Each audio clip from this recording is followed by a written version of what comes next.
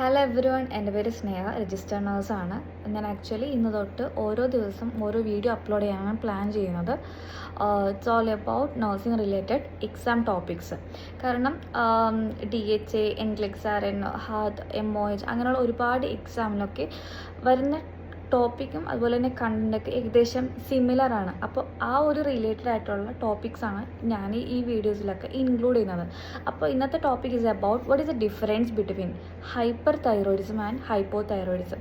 ഞാനൊരു not create ചെയ്തിട്ടുണ്ട്. അപ്പോൾ ആ ഒരു നോട്ട് അനുസരിച്ചിട്ടാണ് എത്രയും ഈസി ആയിട്ട് എനിക്ക് ക്ലാസ് എടുക്കാൻ പറ്റുന്നു അത്രയും ഈസി ആയിട്ടായിരിക്കും ഞാൻ ഈ വീഡിയോയിലൂടെ ഷെയർ ചെയ്യുന്നത്. ഹൈപ്പർ തൈറോയിഡിസം എന്ന് പറഞ്ഞാൽ ഹൈ എനർജി ആയിരിക്കും, high energy and high metabolism. അപ്പോൾ അത് നമുക്ക് ആ ഒരു പേരിൽ തന്നെ മനസ്സിലാക്കാം, ഹൈപ്പർ. ഓക്കെ, സോ നമ്മൾ ഒരുപാട് ബ്ലഡ് ടെസ്റ്റ് ചെയ്യാറുണ്ട് തൈറോയിഡിൻ്റെ ചെക്ക് ചെയ്യാൻ വേണ്ടിയിട്ട്. അപ്പോൾ മെയിനായിട്ട് നോക്കേണ്ടത് ഹൈപ്പർ തൈറോയിഡിസം വരുന്ന ആൾക്കാർക്ക് T3 and T4 level will be high. Okay, so അതിലുണ്ടാവുന്ന സൈൻസ് ആൻഡ് സിംറ്റംസ് പറയാം. ഹൈപ്പർ ആയതുകൊണ്ട് അവരുടെ ടെമ്പറേച്ചർ ഭയങ്കര ഹൈ ആയിരിക്കും. അതുപോലെ അവരുടെ BP ഭയങ്കര ഹൈ ആയിരിക്കും, high BP, high heart rate, high GI tract means എന്ന് വെച്ചിട്ടുണ്ടെങ്കിൽ അവർക്ക് ഡയറിയ ഉണ്ടാവും. കാരണം അവരുടെ ആക്ടിവിറ്റീസ് ഭയങ്കര ഹൈ ആണ്.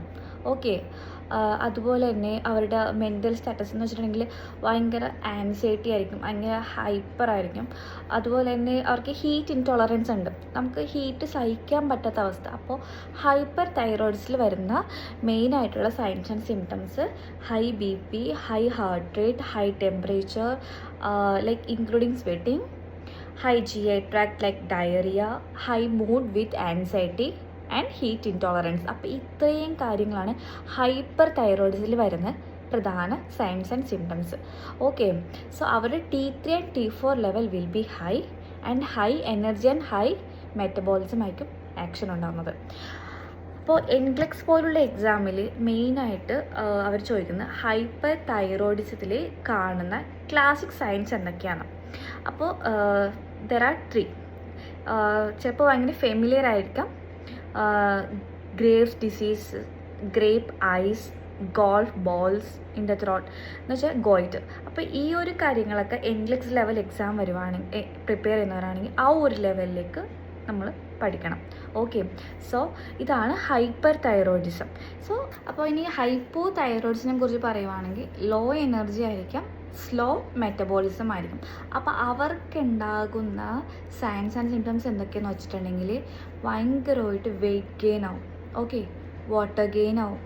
അതുപോലെ തന്നെ കോൾഡ് ഇൻടോളറൻസ് ആയിരിക്കും, അവർക്ക് തണുപ്പ് സഹിക്കാൻ പറ്റത്തില്ല.